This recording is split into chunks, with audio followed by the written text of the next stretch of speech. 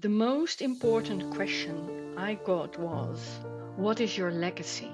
Not a material legacy, but if life stops now, how do you want to be remembered? What is your frequency legacy? The Phoenix Frequency podcasts are results from that question.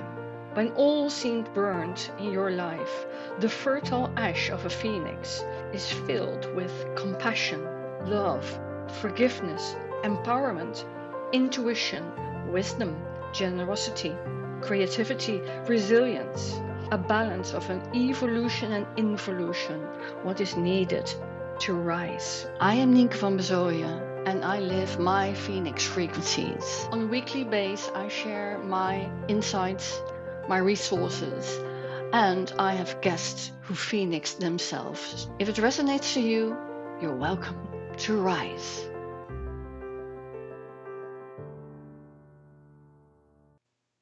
Welcome to the Phoenix Frequencies. Boats don't sink because they're on the water, but because the water gets in. What do I mean by that? I just love the quote. How often do you realize, maybe too late, that you are taking on someone else's task, responsibility, or role? For example, a colleague has something you know well how to handle, and your colleague, for whatever reason, doesn't like to do the task or hesitates or has so many questions, you hear yourself saying, "Oh, let me do it." If you look around, how often the same people get coffee for the team or look after the rubbish? I know people who will screw up tasks deliberately so their wife or husband or friend will just take over because it annoys them so much. And then it's off their plate. Or people compliment you. It would be perfect for you because you are fantastic doing that job. You are really the best person I know for this. But their hidden agenda is, well, if you do it, it's off my plate. And before you know, your to do list is already piling up and you're no longer enjoying the team on the water. The weather gets into your boat. But saying no is a skill too. Healthy boundaries as an education at school will be very helpful. It would save a lot of mental problems and emotional leaking in life. The male and female perspective on this whole matter is very different too. If a man says no to a task, powerful. If a woman says no, she's perceived as irresponsible or a bitch. Also, cultural differences are there. In some cultures, it's respectful and polite to stay silent.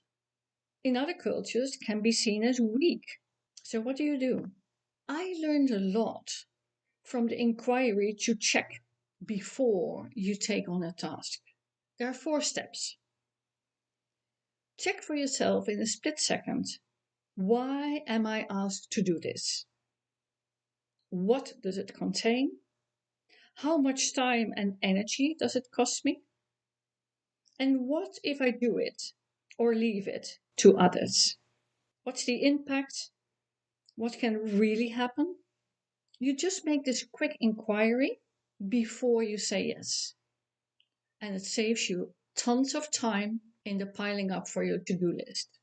And if you don't know the answers yourself, ask the person who asked you to do something. Open, kind, just to create clarity of mind. Looking together onto the same task because you were asked, looking together who's really responsible, that saves a lot. And the clarity often increases the pleasure in the teamwork. And if you take a lot on because you want to look good, that often is a red flag for pleasing mode.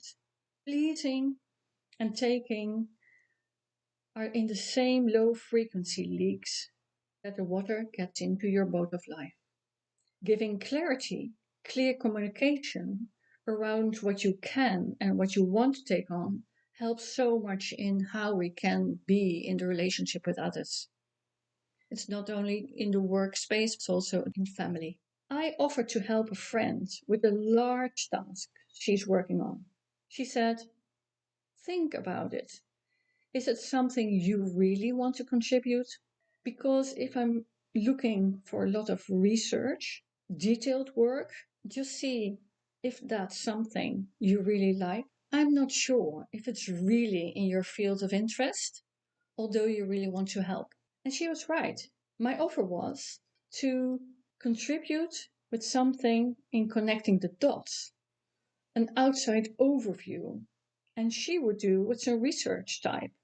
And together we could see clarity would make clear choices. So, how much I love her, I just not going to contribute. It would take a lot of my energy and it isn't a real contribution to her. Me doing a lot of research for her would bring a lot of water into my boat and it would feel heavy. That's not a real contribution, nor what she wanted for me. But the self-knowledge around this, why you're offering a task or why you really feel when you're asked a task to help sailing your boat, your unconsciousness makes you vulnerable to sink slowly.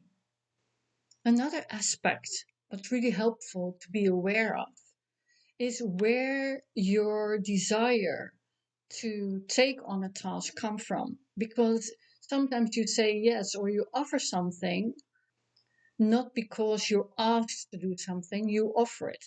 But be aware why you offer it. Is that because you care about someone or because you over care about someone? The over care is just a desire to rescue rather than true support. And it's a huge difference in energy as well. Just be aware it requires a lot of self-knowledge because a yes is easily said and a no sounds often way bigger. Understanding and countering your patterns that cost your life's energy is like protection in the holes of your boat. It's called life. And that you might miss out on unexpected hole that comes into your boat with a lot of water.